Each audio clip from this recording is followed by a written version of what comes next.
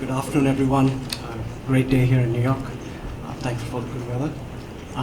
So, as the title says, this panel is primarily here to discuss the evolution of regulatory capital since 2008, what that entails from a regulatory landscape in terms of the focus on that. And then, so we'll probably have a first part of this discussion focusing on a high level, what those changes entail, how that has changed behavior, what the constraints that a lot of institutions are facing, and probably in the latter half we can get into some of the details in terms of the responses, in terms of calculation, some of the technical details, in terms of all the VAs that are there, and some of the practical challenges that poses in terms of technology and computational power, and some of the practical challenges that all these changes have put on a lot of institutions. So having said that, maybe you can start with a quick introduction. I'll start at the very end of the table, and then we can get into the discussion. Thank you, Eapen. Dmitry Pugachevsky, Head of Research with Quantifi. Joined Quantifi more than 4 years ago from JP Morgan when I was Head of Counterparty Risk Modeling. Tang, I'm currently with Wells Fargo Securities as the head quant for XVA and contingent credit trading. Before that, I worked at Morgan Stanley, Goldman Sachs, and concerns for modeling, including interest rate modeling, CVA, and then funding VA, liquidity related stuff, as well as fair amount of capital related efforts. Adam Hayes. I've been with Goldman Sachs for 10 years. All of them as a corporate credit trading desk quant. So over the last few years, our focus has shifted to regulatory capital, from understanding how the rule changes have impacted our business, to building tools to create transparency so people can understand how actions relate to capital changes, and then designing protocols and executing trades to help mitigate our capital footprint. Eapen John, I'm with Citi. In my current role, I look primarily at a lot of CCAR related stuff from an audit perspective. My prior background is in market and credit risk analytics at a variety of institutions in the US and Canada. So with that, so I'd like to open this by asking each of the panel members to maybe set the landscape in terms of the last 4 or 5 years, in terms of how the regulatory environment has changed and the focus has moved and shifted away from the economic capital reg cap, since that's clearly the binding constraint for a lot of firms, and how that has impacted day-to-day activities, and also in terms of some of the valuations and responses in terms of making it more capital efficient. Start with you, Adam. Sure. So, yeah, as I mentioned, the last couple of years we've been focusing much more on regulatory capital. I think it came to, so just as a preface, my view is going to be mostly focused on the credit market. That's kind of my silo, and that's where this perspective comes from. But the rules that impacted us the most started coming out in 2013. So with the advent of the Basel III standardized rules and how gross notional became much more important as a measure than it was prior to that. And then I guess the next year the rules around sold credit and the supplementary leverage ratio came out, and suddenly kind of far distant forward holes exposures, kind of the jump to zero impact at any future point in time became a binding capital constraint, a relevant capital constraint, where before it was often a very kind of a tertiary market risk constraint. So understanding how those two factors kind of change how the credit, how we needed to operate as a credit market making business has been a focus for us. And did you add? Yeah. I'll just go. Okay. Good on. My involvement with regulatory capital is mainly on the counterparty credit capital. Right? There are many aspects of it. Right? I mean, my focus is, right? What if the counterparty, let's say, defaults, right? And there's need to be a capital to support that. Later on, they came out with the CD add-on, right? Essentially, before the counterparty defaults, right? The market can change, so you need the capital to support that too. So I started to get involved, starting with Basel II. Okay, and later on they moved to Basel III also. Yeah. So for Basel II, even for Basel II, right, it's mainly focusing on the counterparty default capital, meaning to have capital support if your counterparty were to default, right? And there's a standard approach versus IMM approach. So I was involved in this IMM approach, meaning the internal model methodology, where you prove to the regulators, right, you have good enough models, right, and then you can use your own model, essentially to capture a lot of netting benefit, a lot of benefit for your better risk management, right? And then they also moved to Basel III, okay, because of the crisis. People realized, okay, before the counterparty, were to default, essentially you would suffer a lot of mark-to-market loss due to CD. So unrealized counterparty, right, default loss. And that added a lot of credit capital, right? In some cases, essentially almost like a double, if not more, right? And my contribution was, to start with, was mostly focusing on the model to achieve a good enough model for the regulators, right, to approve. And indeed, they did approve the model. And then this also opened up a lot of interesting, strategies to optimize capital, enhancing the return on capital, right? There are model-based strategies. There are also like a trading-based strategies. And if needed, later on, maybe I can give some example, but I'll pause. Yeah. We build models for our clients, and we calculate risks for them. So we don't have luxury of big banks just to go for the best type of qualification like IMM. We have to be able to calculate all type of for Basel II. There are all type of calculations for RWA, SA, CM, IMM, so that's what we are looking at. And for Basel III, there is also standardized method and there is advanced method. And that was all kind of published in the last 4 or 5 years, but I would like to emphasize like the changing character of this regulatory environment, because it was published maybe a year and a half ago. SACCR, new type of basically approach for calculating RWA. It will be implemented in January 2017, but many banks already have to run it like 6 months in advance. So you have basically to take the latest regulatory recommendation, implement them, and just see the impact and so on. Latest we had in July when Basel came up with a new CVA. CVA VAR, what was basically, he just said that after crisis, Basel committee realized that you have to take CVA variance into account, CVA volatility, and they come up with two approach, standardized and advanced, and they look pretty strange, especially advanced. So now they came up with basically you can consider CVA as part of your P&L, and then you basically can apply to CVA the same approach which you apply to the trading book. So, and now that the Basel Committee came up with recommendation of using FRTB, Fundamental Review Trading Book approach to CVA. So again, it will affect results, and we're already looking into this, so that's kind of our involvement.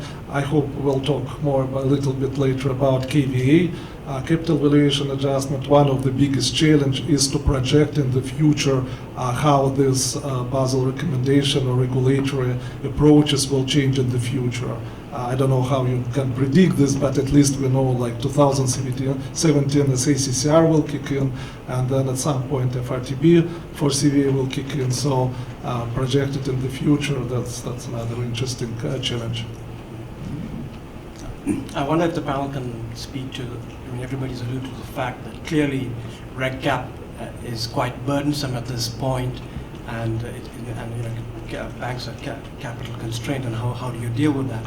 And he alluded to the fact that there are various strategies that or responses, whether it's from a business standpoint, or from a modeling standpoint, or from a trading standpoint. I was wondering if we could have a quick, response in terms of what are the various strategies that are available to institutions to deal with this constraint, whether it's from a business perspective, from a trading, modeling, and we can get into further detail, but have a quick overview at this point.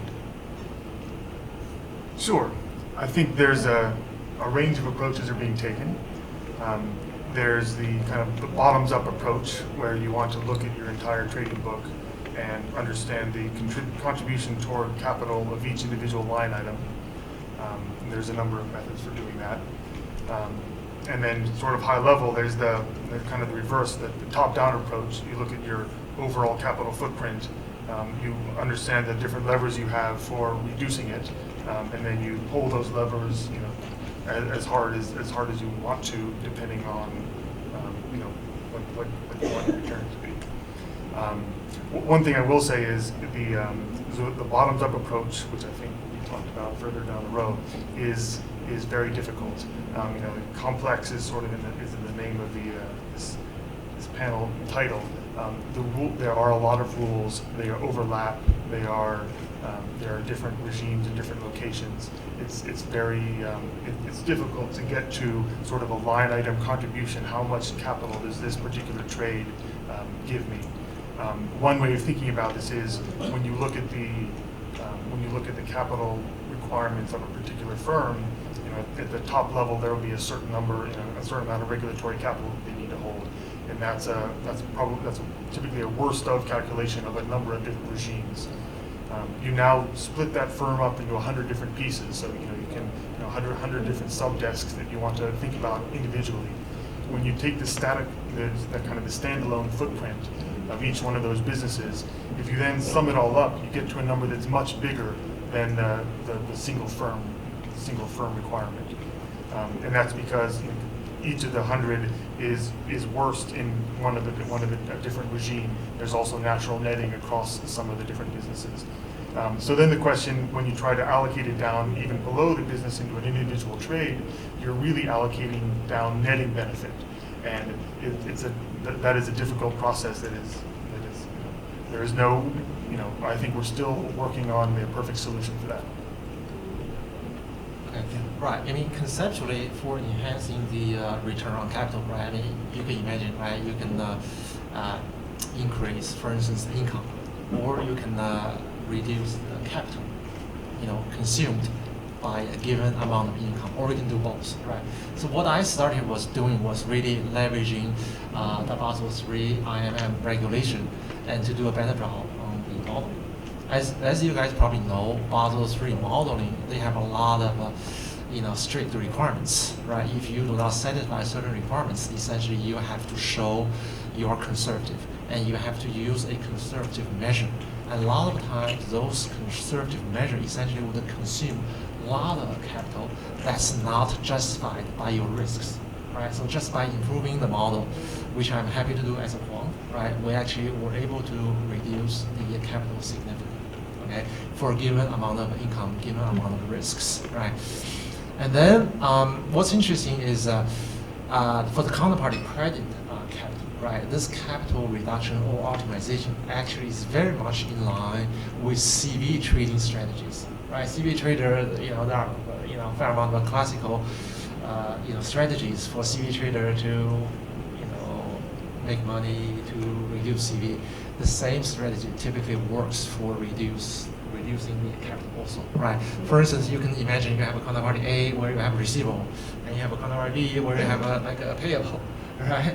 And then they go different ways, long one, short one, right? One classical example people do is, okay, you can have one counterparty to intermediate So therefore you have a reduced net risk, right?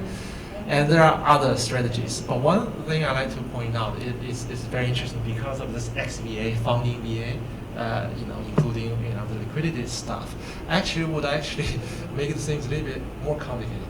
Simply reducing the capital through certain trading strategy may actually not be able to enhance the return on capital.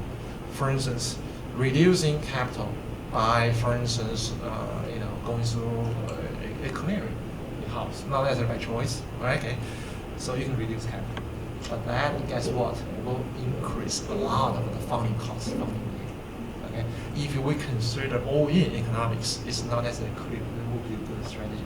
So considering, so what I'm trying to say is the capital optimization, enhancing return on capital will need to be considered together with the implications of XV also.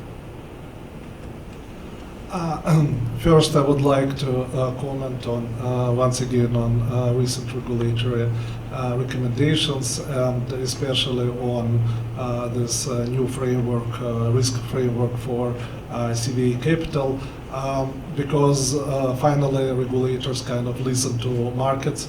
And from day one, when Basel III published the CVA VaR formulas, markets were like pointing that they don't give any capital relief toward market risk hedges. If you remember formulas, you can get, they included credit hedges, and there were like a lot of discussion which credit you can use, up to like single name index and so on, but market hedges were excluded. So now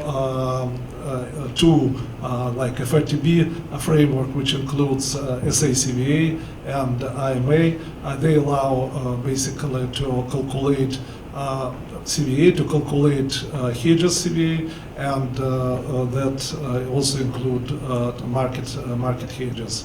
But that also kind of creates some challenges, both modeling challenges and especially calculation challenges that I would like to comment. It was always hard, everyone knows this, to calculate good sensitivities for XVA. Now that they will give you capital relief, so that probably another incentive to do this right. You don't have to, one thing, you have to look at these sensitivities and think what exactly you need, like for hedging CVA book, sometimes you bleep all the points on the curve, right? So you have some sensitivity to five-day rate and so on. But here you just have big buckets, so it's kind of make your sensitivity faster. So basically, a lot of efficiency can come from just rethinking the process and kind of trying to optimize all stages of this process of sensitivities calculation.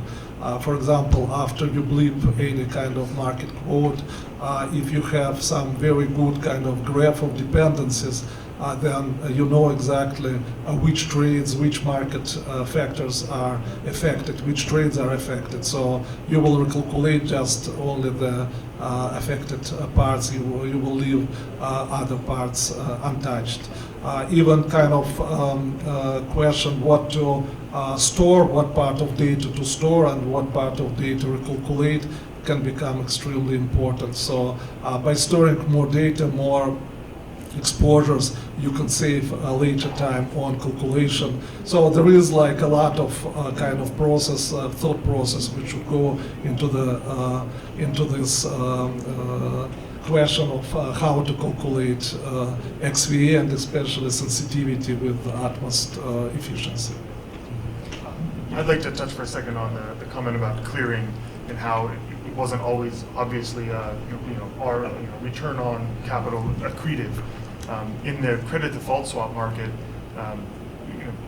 gross notional is a bad thing, and clearing is a great way to get rid of gross notional. So if all of the all the banks, the major holders of the credit default swap notional were to clear, everybody would be in a better place. But we don't have a mechanism for clearing everything. So you kind of have to go in steps. And any individual step that we look at, clearing everything between these two banks, doesn't necessarily look attractive from a returns perspective because we're only getting the clearing benefit of that portion of the universe, and then we take on the funding funding drains as well.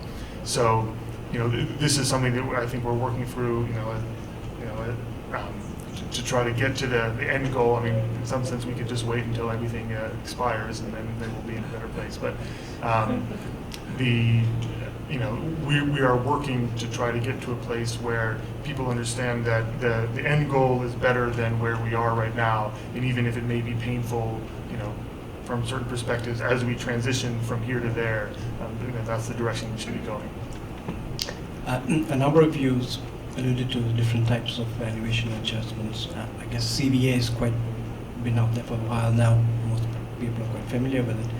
When we talk about XVA, I mean, that really refers to a lot of underlying VAs, whether it's liquidity, funding, or whatever. I was wondering if we could probably just have a quick primer on the various VAs and what each of them pose in terms of challenges and constraints in terms of capital.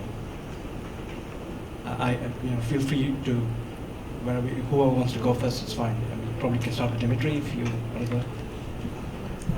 I don't know how brief I can be on KVA. That's my favorite topic. Actually, 3 years ago, we had a webinar which was called CVA, DVA, FVA, the good, the bad, and the ugly. And I don't know, right now it seems like all of them are good. I don't know who is bad, but ugly is definitely KVA. So KVA stands for Capital Valuation Adjustment, starts with K because C was already taken by CVA, and also I think like homage to Karl Marx. Das Capital. This is the cost of regulatory capital, of funding regulatory capital projected for the life of the trade or portfolio. This is hottest topic, I believe, and don't just believe me. Like September issue of Risk Magazine, half of this was dedicated to KVA and to survey, and the approach, survey among banks, and the approach among these banks is completely different. So they used to say you ask 5 banks about CVA number, you get 15 different answers. Now you ask banks about KVA, you get probably 100 different, and not only this, they will be really, really different. And I just give a couple of examples why it's very challenging and why answers are so, why it's such huge discrepancy. Because this seems like similar to FVA in the sense that it's cost of funding, but it's cost of funding regulatory capital, and traditionally accounting kind of practice in banks was to fund this regulatory capital with return on equity. It used to be like 18%, now it's still double digits. So will you calculate your KVA with 10-12%, or you will do this with the funding spread or borrowing spread, which you use for FVA, which is more like 1%. Depending on the answer, or depending on how your approach, the answer can differ 10 times.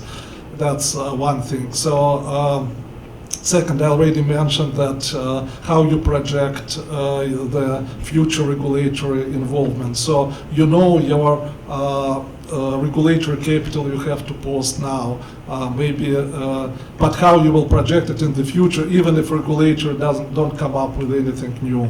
So what kind of models you are going to use? Are you going to run Monte Carlo? Then it will be like Monte Carlo in Monte Carlo, because to get KVA you need Monte Carlo, but going into the future it will be Monte Carlo squared. One of the methodology which basically we think is workable is just to apply to go into the future and apply some scenario, and maybe that all the markets look like today, or maybe that they will move up or down with some probability, but having this kind of several scenarios, and then recalculate KVA, something like along these lines. That's a lot of challenges. That's very interesting. That keeps us and busy. And big question is, what will banks do with KVA? They realize that regulatory capital costs something. Will they pass it to counterparty? Probably not all of them. Again, in this survey, the answer was between 0 and 100%. Some pass 30%. So, because if you pass the whole amount, it probably will be too much. You will start losing deals. Will you put it on your balance sheet? Will you account for this, like CVA and DVA? But then regulators can come up with the KVA volatility, so it will be capital squared. So that will be a lot of kind of interesting development in this. Sorry that I jumped to the latest KVA, but the latest V8, but yeah, so it will be interesting to think. See what you guys think. Yeah, okay. I got involved in several VAs, like a founding VA, more related to senior and secured borrowing, and also liquidity-related, VA, cash flow liquidity-related VA, right? Particularly the required liquidity coverage ratio, right? Essentially, it's like you have to partially pre-fund part of your derivatives, so that incurs additional economic cost, right? And I also got involved in the some of the OIS-related VAs, right? OIS is one, but how do you handle like a partial collateralization, right? So there's a VA involved in there. And before the standardized CSA is fully in place, right? I mean, there's a lot of collateral switch options, right? You can deliver, right, cheapest to deliver collateral, right? So there's also benefit or cost, right? So there's a VA in there. One of the main challenges I see is that for some of the VAs, especially founding VA, right, people still have conceptual disagreement. Not to even mention, the multiple complexity, right? There's a perspective from accounting. There's also perspective from economics, and these two may not be fully in line. Okay, which happen in other cases too. And then there's also pricing for day one trading, and there's also for book records. Okay, assuming you know how to price already, what funding spread people should use. That's also debatable, right? So I'll pause here. Sure. I won't have a lot to say on the different VAs. I think my biggest exposure has been to FVA, the funding valuation adjustment, which isn't that big a deal in credit economically, but it does bring a lot of complication. So thank you, IRP. We appreciate it. But I did want to touch on the KVA and I guess the idea of the capital attached to each trade and the fact that it's different across different firms. In some sense, in reality, it's different. Like it actually should be different. It's supposed to be different. This can be for a number of reasons. Different firms can have different market risk profiles. They'll have different structural footprints. One will have be heavier on the standardized RWAs, another one on advanced. And then beyond that, they'll be subject to different regimes entirely. So when you talk about the capital impact of a trade being the marginal impact on the firm as a whole of adding this trade to the books, the answer is it's going to be wildly different across time for an individual firm as well as across individual firms at a given time. And so this is when we talk about passing costs through to clients. I think what we found at least in the credit flow world, is that if you have a trade where you have a market risk charge for the trade, and then you'll have some sort of capital floor by which you need to make a certain amount to meet a returns profile. To the extent the market risk charge is below your capital floor, and you find yourself adding on a capital surcharge, you are unlikely to be doing the trade. Because there will be another market maker out there who has a different constraint set and doesn't have to put on that capital surcharge. So that's Do you pass FVA for credit to clients? yes. Yes, we do. My last question to the panel before we open up to the floor is obviously this requires a huge amount of computational capacity because the amount of computational requirements in terms of number of time points that you're computing backwards, and you have the collateral and all of that. What has the impact of that been in terms of the investments and the time that's needed to crunch these numbers? Just from a practical standpoint, anybody can go first. I think I already covered a little bit this. So, of course, clients can buy a lot of calculating power. You can always stream your algorithm and basically allow computers to do what they're supposed to do. But once again, like looking at all the you can also look at some kind of math, like for sensitivity, you can look at adjoint differentials, you can look at Malevin calculus and stuff like this. But again, like going through the algorithm and analyzing where you spend time and how to do this in the most efficient way, I think this is the way of doing calculations. So that's our point of view. Yeah. Okay, so from my experience, right, I mean, as you all know, this is probably the most complex model and most complex system, right? And requires the most, computing power as well as, data quality issues, right? So there are actually a lot of rooms for quant methodology modeling to actually make an impact, right? And as Dmitry alluded, essentially there's an interesting methodology people can use. For instance, long staff shorts, regression, right? I mean, there's a lot of other things, modeling and resampling, all these things we can leverage, right? But one important thing I like to point out is we got to look at this model and system in a holistic way in the firm, okay, cannot be siloed, so that we can explore cross-leveraging opportunities.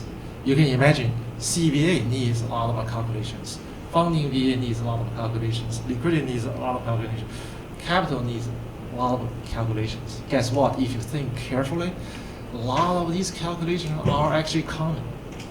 Okay, rather than doing 5 different calculations, you do one, and then you design your system model in a very flexible way. Okay, essentially each of these individual calculations become like a scenario or flavor of your system and model. That to me is one of the biggest, right, computation saving. Yeah, I would say that we have, in terms of computation, we have different flavors of systems. For our more real-time systems, real-time risk and pricing systems, we have largely protected them from some of these complications by, at least in credit, some of this doesn't matter a whole lot. So we, this is part of the job of the quant, is to determine what matters, what doesn't, where do we need to absolutely make some code run faster and more efficiently, and where can we just cut it out entirely, and so that there is some degree of that activity. And then for the the books and record stuff, we buy more hardware. So. All right.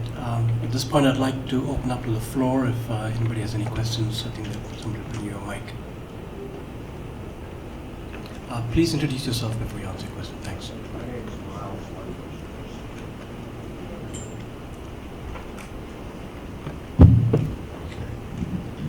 My name is Miles London. I've been in the quantitative investment field for quite a while. And my question tends to revolve around the idea that there's so much of these discussions and talks about how to best compute capital needs for all these various, I think one word could have been added to the title, self-contradictory regulations. Now, the first question I have within that structure is there a single paper out there that shows that any of this approach, especially from the standpoint of, let's say, risk-based capital, that it's actually protected anything? Has it prevented a single company from disappearing? Has it done this on a global level or even on a single company level? I haven't seen a single, let's say, example of where this was a win-win structure, other than we've spent a huge amount of money, now we get to spend some more because there was some more regulation. And within the structure, the win seemed to be that somehow we're doing less computations within this on more things that need to be computed. But, so my question continues slightly, I'm going to let other people talk, is that how much of your time is spent actually on doing the various techniques that are ensuring that your company will be there tomorrow because we all like to go to work, as opposed to just meeting these regulations? Who wants to go first on that one?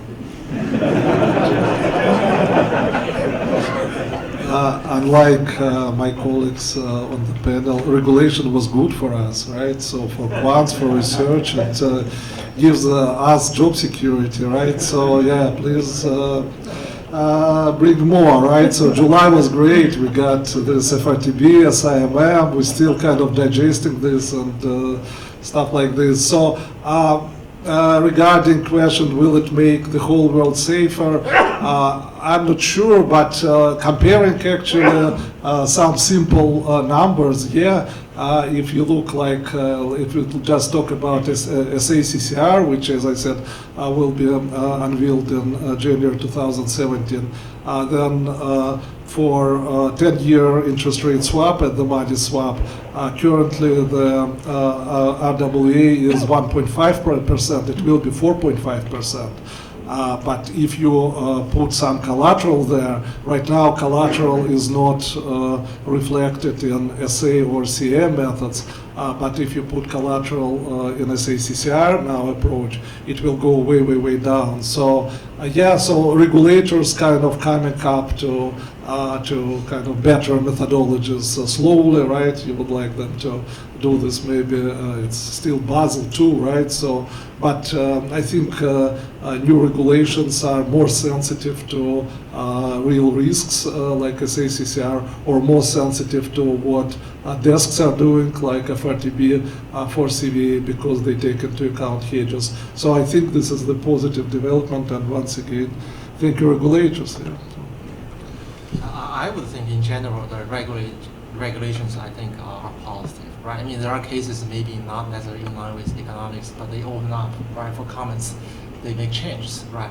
But to your point or question, right, whether or not regulations or what we do would actually ensure, okay, in the future, okay, the risks are mitigated.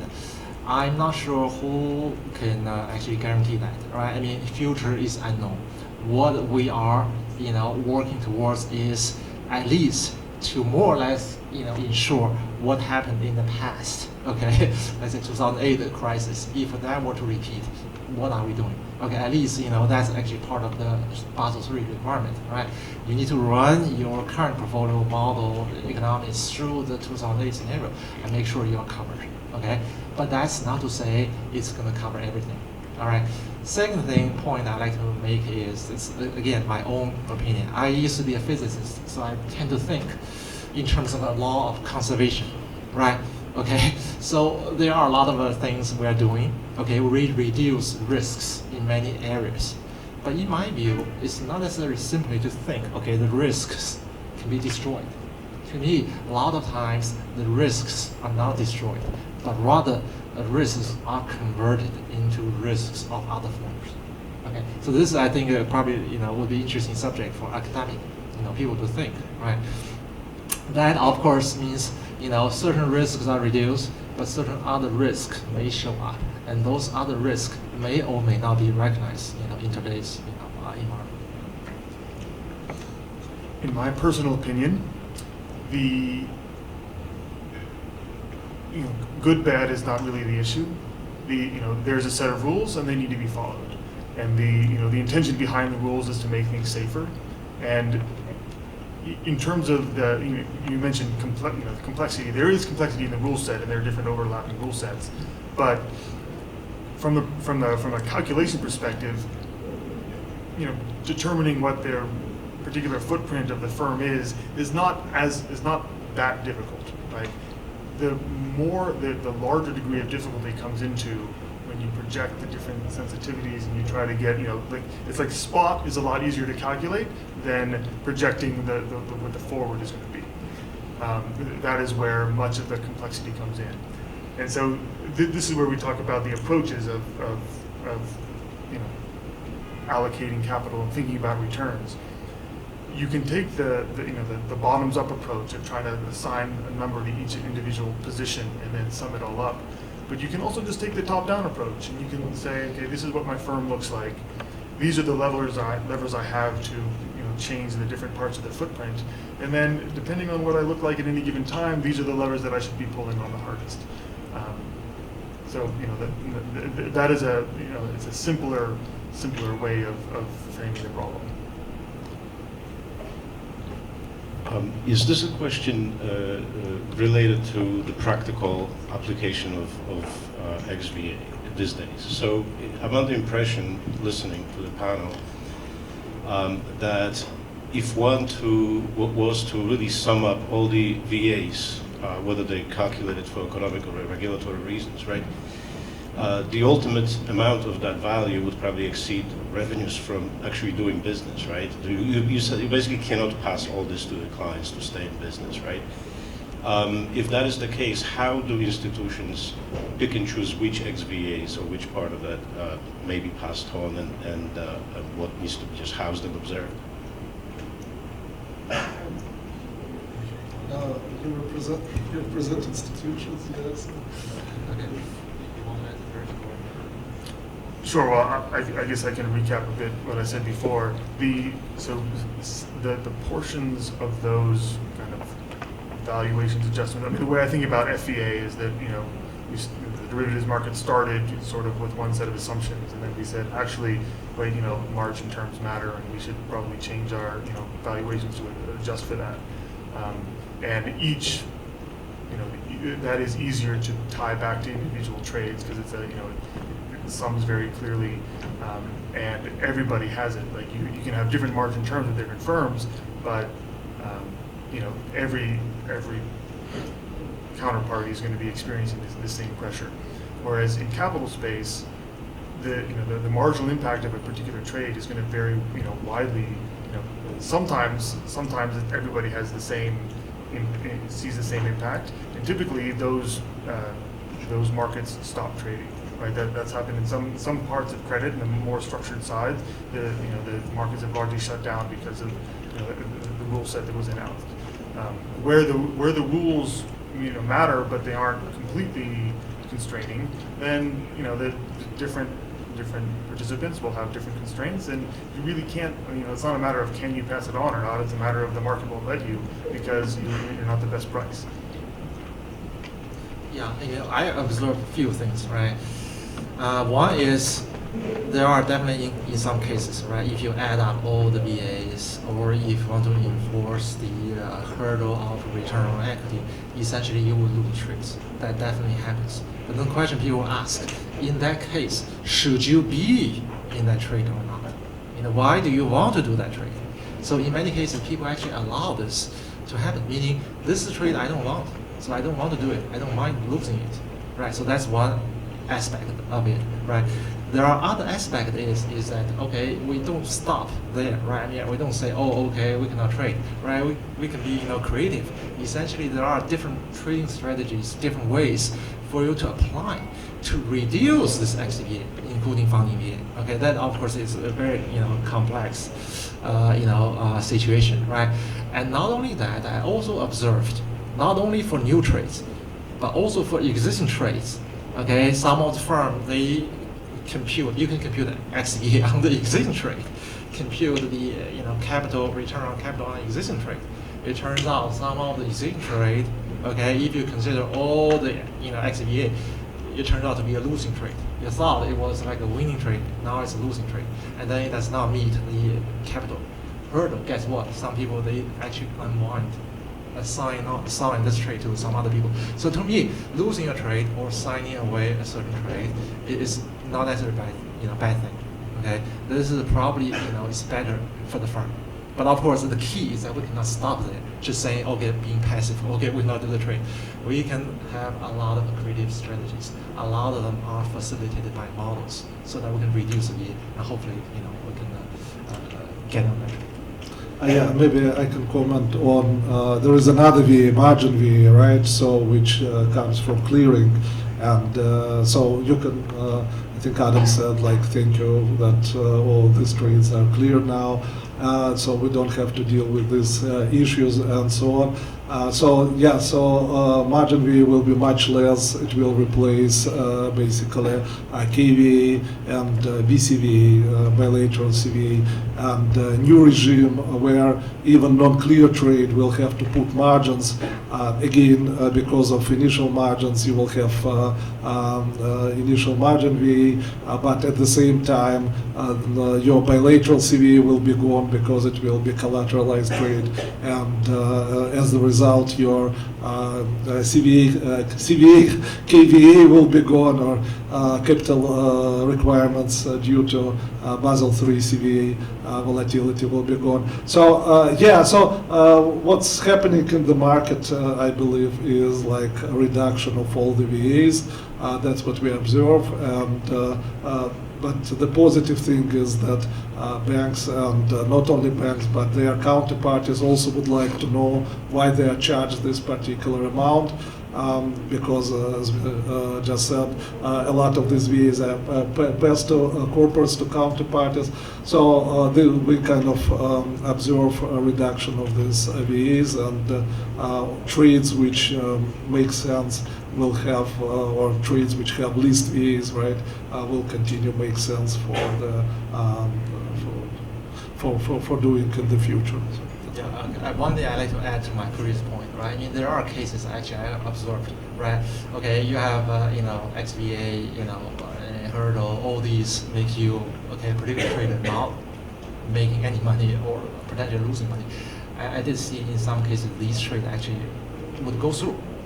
Okay, the point is, the firm need to think holistically as a whole, right? A lot of times there's a lot of cross business, selling opportunities, okay, client relationships, and increasing, the wallet share.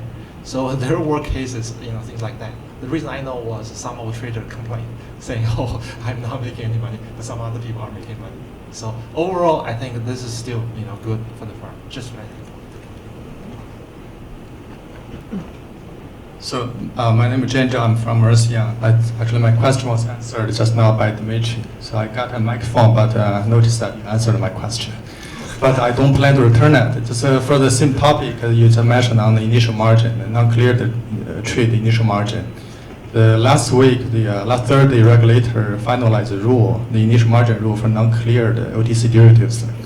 So meaning going forward, starting from September 1st next year, the OTC derivative, majority of the OTC derivatives either goes through CCP or goes through this bilateral initial margin calculation.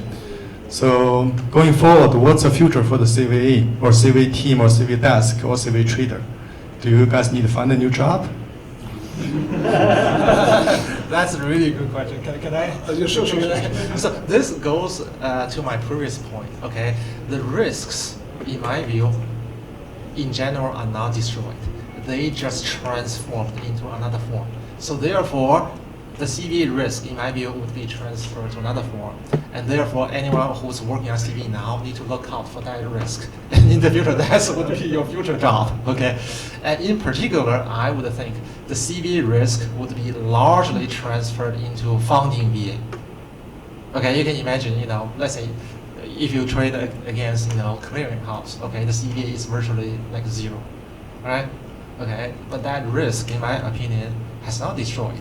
It's converted, transferred into funding risk. Guess what? You have to come up with collateral. You have to come up with excess collateral, initial margin. Okay, so that's a funding risk. First of all, there's a funding cost, right? Because for excess collateral, essentially you have to typically borrow senior unsecured. Okay, that's a funding cost. Then there's a liquidity implication also, right? What if you need to borrow, and yet you would not be able to borrow? I mean, that's true liquidity risk, right? And then a secondary, funding risk is that, okay, assuming you are still able to borrow. But what if your borrowing costs, jumped up, tremendously? So that's, a funding cost. So therefore, my thinking is we are okay in terms of jobs. Yeah, CVA becomes MVA, right? But VA stays. The VA won't die. Okay, we have time for one more question.